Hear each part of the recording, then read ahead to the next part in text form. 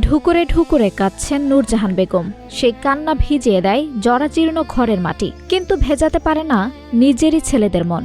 স্বামী শহীদার রহমানের মৃত্যুর পর যে সন্তানদের কাঁধে ভর করে বাঁচার কথা ছিল, আজ সেই সন্তানদের অপমান আর মার ধরেই দিন কাটছে ৬৫ বছর বয়সী এই অসহায় মায়ের। এমন অমানবিক ঘটনা ঘটেছে রংপুর নগরীর বুড়িরহাট এলাকার পশ্চিম কোবারু গ্রামে।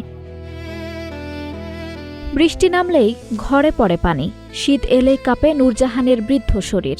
মাথা গোজার ঘরটুকু ছেলে রাজ্জাক বানিয়ে দিতে চাইলেও অন্য সন্তানদের বাধায় সেটিও অসম্ভব। নির্যাতন আর অবহেলার বোঝা বয়ে শেষ পর্যন্ত ন্যায় বিচারের আশায় পরশুরাম থানায় ছেলে নজ্জাত আলী ও মিজানুর রহমানের বিরুদ্ধে অভিযোগ করেছেন এই বৃদ্ধা। আমার এই বড় ছেলে বেড়ে যাওয়ার কয়, ছোট ছেলে আমার থাকতে দেয় না, হাত ধরে ধাক্কে বাইকে দিচ্ছে, এটা বেড়াইতে তোর কোনো নাই ওদিকে, এটা থাকিস নাকি।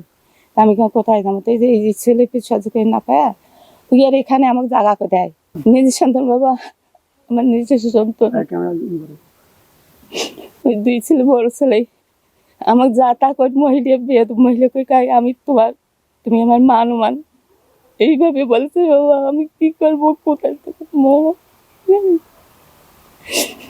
মায়ের এমন কষ্ট দেখে এগিয়ে আসেন দ্বিতীয় ছেলে আব্দুর রাজ্জাক। কিন্তু রাজ্জাকের অভিযোগ, তার নিজের জমিতেই ঘর নির্মাণে বাধা দিচ্ছেন ভাইয়েরা, দিচ্ছেন নানান হুমকি ধামকি।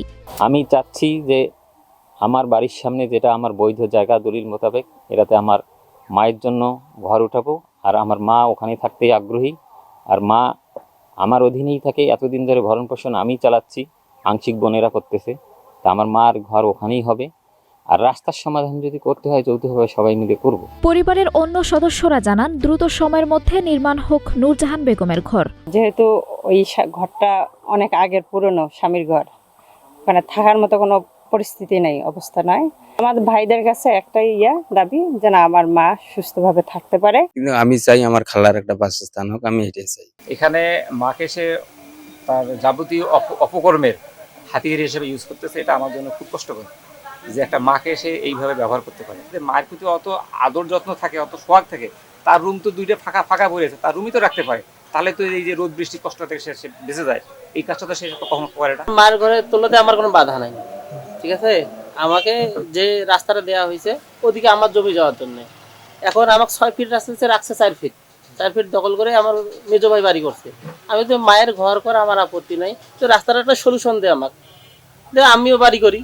এদিকে অভিযোগ অস্বীকার করেছেন অভিযুক্ত দুই ভাই।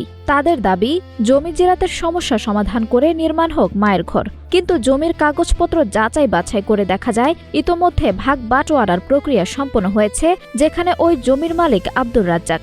তারপরেও ছেলেদের অন্তঃকণ্ডলের বলি হচ্ছেন বৃদ্ধা নূরজাহান। আঞ্জুম হক আরবি, নাগরিক প্রতিদিন।